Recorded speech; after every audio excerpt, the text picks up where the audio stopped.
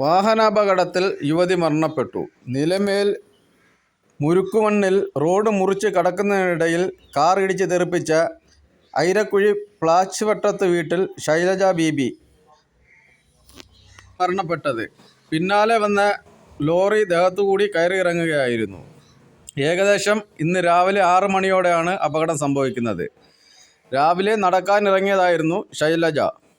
മുരുക്കുമൺ ഭാഗത്ത് എത്തിയതോടെ റോഡ് മുറിച്ച് കടക്കാൻ ശ്രമിക്കുകയും MC റോഡിലൂടെ വന്ന കാർ ശൈലജയെ ഇടിച്ച് തെറിപ്പിക്കുകയും തുടർന്ന് പിന്നാലെ വന്ന ലോറി ദേഹത്തുകൂടി കയറിയിറങ്ങുകയുമായിരുന്നു.